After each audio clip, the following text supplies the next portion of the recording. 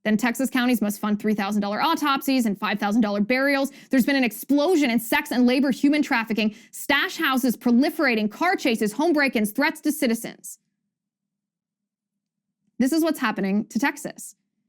And so Texas as a state has been, filling in for the federal government where the federal government has been negligent, and that's good, but the federal government shouldn't get off the hook because the state is doing what the federal government won't.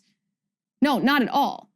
What should happen is the federal government should be held to account by you and by me, by our votes, by our skepticism, because they're abusing their authority. They have no right not to enforce the law. That is literally the job of the executive branch, to enforce laws on the books. But they're not. They're not doing any of this. And so what Congress should do, Congress should discharge petition to force Title 42 to be fully enforced. This would make a huge difference. Now, I understand a judge says right now that this isn't going to apply to families, just to individuals, that family units aren't going to be sent back. They're going to be released into the United States with just a notice to return. Do you know what happens when migrants are given a notice to return, to come before a court at a court date in the future? They don't show up.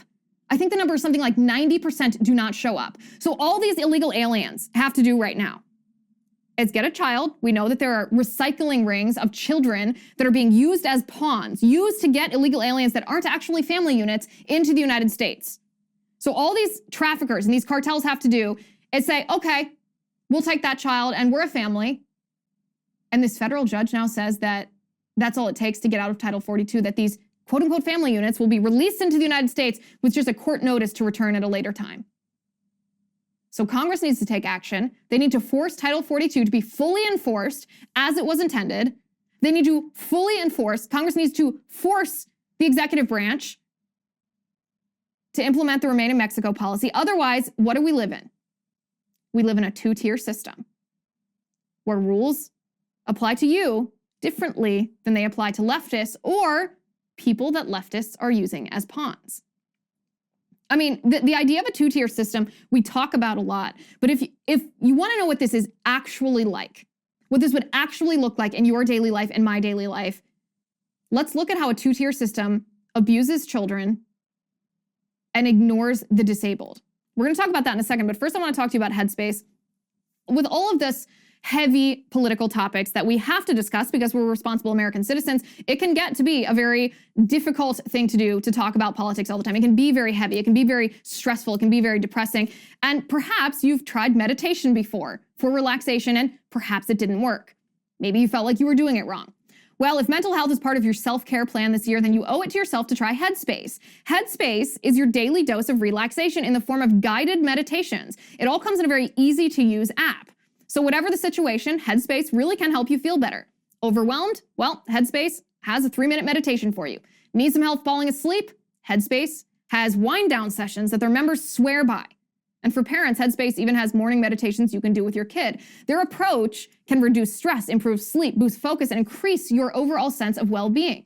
You deserve to feel happier, and Headspace is meditation made simple. So go to headspace.com/Liz. That's headspace.com/Liz for a free 1-month trial with access to Headspace's full library of meditations. This is the best deal offered right now. Head to headspace.com/Liz. I encourage you to do it. It's a really cool thing. So this two-tier system is not hypothetical. It's not something that we just read about. It's something that is impacting us, our families, our loved ones, and even our children. Once you watch this video, and I watched this video and it was hard for me actually not to cry watching this video because it was, an individual posted this online and said, listen, this is my child at daycare and I have to send my child to daycare because I have to work. And sometimes daycares have either videos or pictures that they send to parents, or sometimes they have webcams where you can watch what's going on while you're at work for accountability and so that you can feel more connected with your child. But this parent had to sit and watch her child, in my opinion, be abused because this daycare was forcing a 2-year-old child to wear a face mask, even though the child was screaming and crying because it was uncomfortable. Take a watch. Put your mask on. No, you gotta wear it on, honey. No, you gotta keep it on. Put your mask on. There you go. Keep it right there. Yay, Mason! Yay! Keep it on, Mason. Look, we're gonna keep it right here. Nope.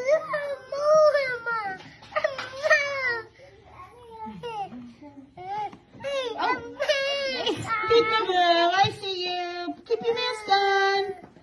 Put your mask back on. What are you looking at? Come on, keep it on your face. You gotta keep it on your face so we go outside. There you go. Mason. No, keep it on.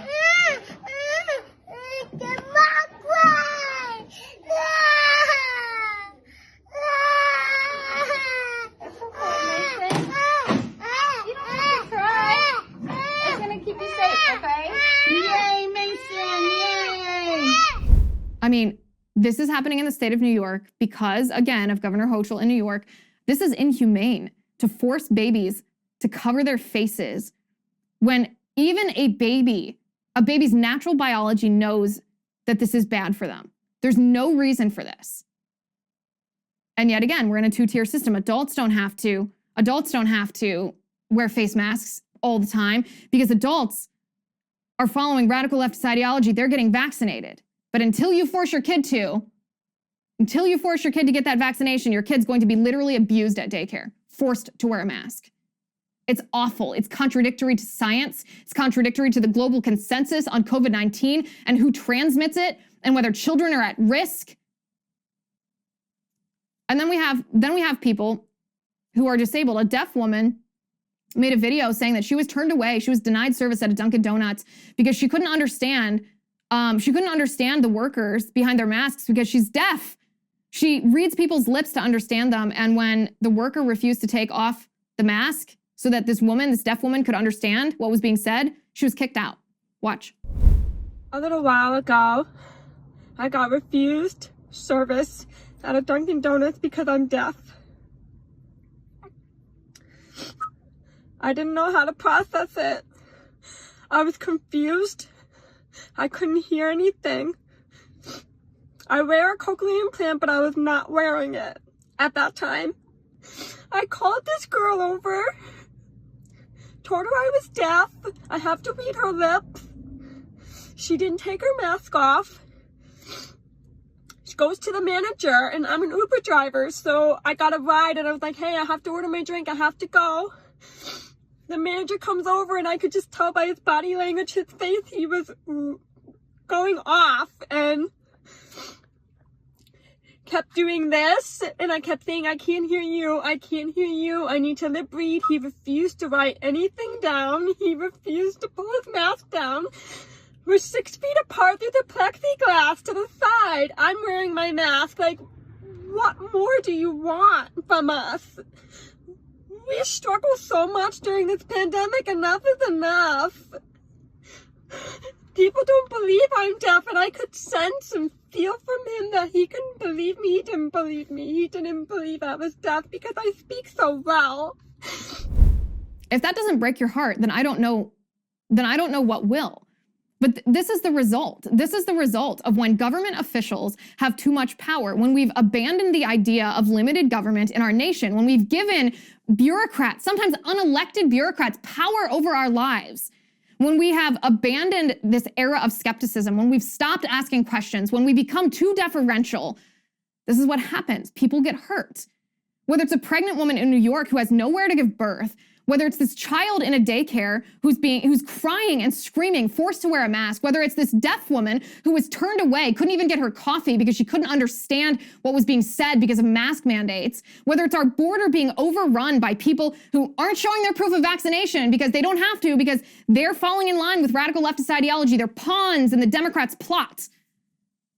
This is what happens when we let government get too big. And it's up to us, the American people, to put a stop to this, to usher in a new era of skepticism, to take back power, to take it away from government, and to make sure that those who have abused their power are being held accountable. If not, this is what we're going to face. These aren't going to be isolated incidents. These aren't going to be just simply news stories that we see that horrify us all. This is going to be the norm. and it's going to get worse, but unless we stop it, unless we turn this around. By the way, speaking of accountability, I talked with Jordan Schachtel, he's an independent journalist, this week about the influence that Bill Gates has on unelected bureaucrats who have so much power in our federal government, and how Jordan Schachtel himself says that Dr. Fauci is actually not the most influential person when it comes to public policy, public health policy in our country. Schachtel says it's actually Bill Gates who has the most influence over COVID policy in our entire country. And it was a really interesting conversation. The full interview is on Locals, so you can go to lizwheelershow.com/locals to hear all the details. Pretty fascinating. And a little troubling that we've allowed our government to get us out of control as we have, that we've abandoned this idea of limited government. But my friends, it's not too late. We can take it back, and we have to start taking it back by participating in an era of skepticism. Always ask the questions. Ask those questions. All right, on a somewhat lighter note, this made me laugh pretty hard. It was texted to me by a friend, actually. So Alexandria Ocasio-Cortez at the Met Gala last week, you saw her dress, right? We talked about it on the show. Well, check out this spoof of AOC's dress. Instead of tax the rich, how about she show up to the Met Gala with this printed on the back of her dress? For those of you listening, I'm going to read what it says. For those of you watching, you can read it yourself. But this is what the spoof says on the back of her dress in red writing. Quote, once men recognize, both in private and in public life, that Christ is king, society will at last receive the great blessings of real liberty, well-ordained discipline, peace, and harmony. This is, of course, Pope Pius the 11th. I would pay, I can't even tell you how much money if someone would actually wear a dress like this to a radical leftist event like the Met Gala. Unfortunately, until that time, we will have to rely just on memes to get our laugh. Also, another funny note. So you know how AOC was saying that she worked with this designer, Aurora James, who was a working woman of color just like her, and how they had interesting discussions during the design of this dress? Well, it turns out that this designer, Aurora James, is actually a tax deadbeat.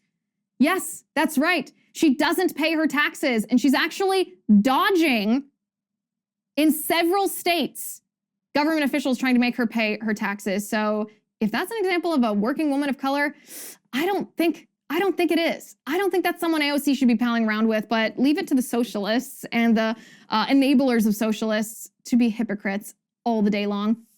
And now, this is the funniest thing that I've seen. This is just, God bless America, let me tell you. This video will have you on the edge of your seat. This poor little cat hanging by his claws in a stadium, saved by, well, you'll see. Take a look at this. Okay, so up at the top, tippy top right corner of your screen, you see that little cat. I didn't even notice it at first, the first time I watched this. The cat. So he's scrambling. Now he's just, by two claws, he's hanging there. Two hands, two paws, not hands, two paws, he's hanging there. Look at the entire stadium is watching this. This poor little cat, oh my gosh, that must have been so terrifying. So terrifying, looking for a way out. Now he's just hanging by one paw, those claws, he's gonna fall, he falls, and they caught him with the American flag. Old Glory for the win, saved by the red, white, and blue. Listen to that crowd.